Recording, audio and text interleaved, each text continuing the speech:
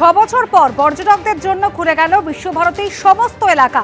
এতদিন রবীন্দ্র ভবন ছাড়া বাকি জায়গা পর্যটকদের জন্য বন্ধ ছিল। ঘোষণা বিশ্বভারতীর নতুন উপাচার্য প্রবীর কুমার ঘোষের। গতকাল বিশ্বভারতীতে আয়োজিত একটি অনুষ্ঠানে একথাই জানান নতুন উপাচার্য। শ্বশুরের বিরুদ্ধে রাজসাক্ষী হয়ে কেলেঙ্কারির অভিযোগ থেকে অব্যাহতি পেলেন জামাই কল্যাণময় ভট্টাচার্য বলে সূত্রের খবর। ইডি সূত্রে এই খবর পাওয়া যাচ্ছে, আপনাদের আরো একবার জানাবো। শ্বশুরের বিরুদ্ধে রাজসাক্ষী হয়েছিলেন, রাজসাক্ষী হয়ে কেলেঙ্কারির অভিযোগ থেকে অব্যাহতি পেলেন জামাই কল্যাণময় ভট্টাচার্য বলে ইডি সূত্রে খবর। প্রকাশ সিনহা এই মুহূর্তে আমাদের সঙ্গে রয়েছে। প্রকাশ, তার মানে দুর্নীতিকাণ্ডে ইডি যে মামলা করেছিল সেই মামলায় কল্যাণময় ভট্টাচার্য আর অভিযুক্তই নন। একদমই কোর্টের নির্দেশনামায় তুমি যদি দেখো, নির্দেশ নাম্বার 12 নম্বর পয়েন্টে লেখা হচ্ছে যে ইডি তরফে আবেদন করা হয়েছিল, কল্যাণময় ভট্টাচার্য কিন্তু আবেদন করেননি।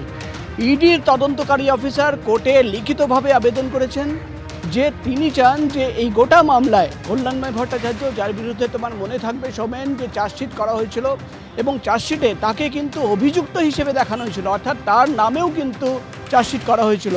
এবার কিন্তু আমরা দেখলাম তারপর কল্যাণময় ভট্টাচার্য কোর্টে পৌঁছে যান। তিনি বলেন যে তিনি রাজসাক্ষী হতে চান, তিনি কিন্তু কোর্টকে জানাতে চান, গোপন জবানবন্দি রেকর্ড করাতে চান যে কিভাবে দুর্নীতি হয়েছে, কিভাবে পার্থ চট্টোপাধ্যায় কোটি কোটি টাকা বিসিএম মেমোরিয়াল স্কুলে ইনভেস্ট করেছিলেন।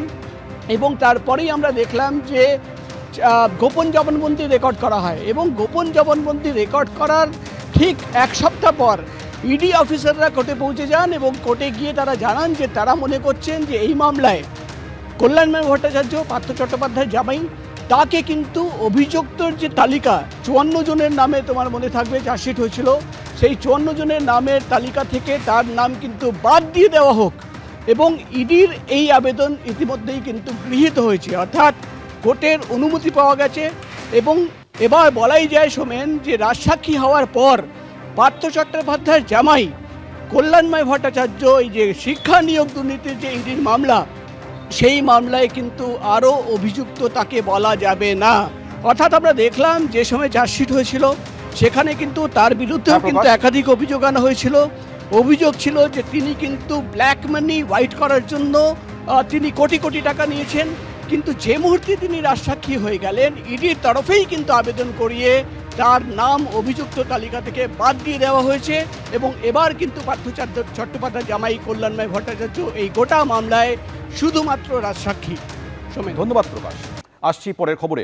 সন্দেশখালীতে তৃণমূলের অঞ্চল সভাপতির দাদাগিরি, ঠিকাদারকে বহিরাগত বলে হেনস্থা করা হয়েছে বলে অভিযোগ, অন্য সংস্থাকে বরাত পাইয়ে দেওয়ার অভিযোগ, ঠিকাদারের কাজ নষ্ট করে দেওয়ার অভিযোগ অঞ্চল সভাপতির বিরুদ্ধে। বিডিও অফিস থেকে থানা অভিযোগ জানিয়েও কোনো সুরাহা হয়নি বলে অভিযোগ সেই ঠিকাদারের, যদিও অভিযোগ অস্বীকার করেছেন তৃণমূলের অঞ্চল সভাপতি।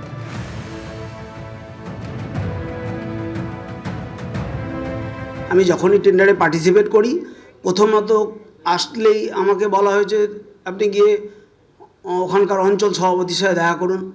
ওনার সাথে দেখা করলে আমি একাধিকবার ওনার সাথে দেখা করি। আমাকে একাধিকবার বলা হয়েছে আপনাকে ব্ল্যাক লিস্টেড করে দেওয়া হয়েছে। আমি জানি না যে কী কারণে আমি ব্ল্যাক লিস্টেড হয়ে গেলাম।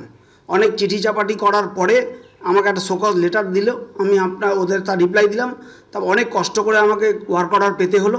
কিন্তু নানান রকমভাবে এতভাবে আমরা হ্যাকেলড হয়েছি কাজের ক্ষেত্রে, যে ক্ষেত্রে ওখানে একটা কনস্ট্রাকশন কোম্পানি, যেটা ওনাদের নিজস্ব কোম্পানি, তারাই কাজ করতে পারবে, সত্যজ্যোতি সান্যাল। তো ওনাদের সান্যাল কনস্ট্রাকশন ওখানে পার্টিসিপেট করে এবং প্রত্যেকটা কাজের ক্ষেত্রেই তাদের একটা অগ্রাধিকার থাকে। বাইরের কাউকে সেইভাবে অ্যালাউ করে না। বাইরের থেকে আমরা কাজ করতে গেলেই আমরা নাকি ব্ল্যাক লিস্টেড। আমি 3টে কাজ পেয়েছিলাম, 2টো কাজ কমপ্লিট করা হয়ে গেছিলো। সেই কাজ আমার কলের বোরিং নষ্ট করে দেওয়া হয়েছে। আমার কমপ্লিট কাজ 6ই জানুয়ারি আমার ফার্স্ট কাজ কমপ্লিট হয়।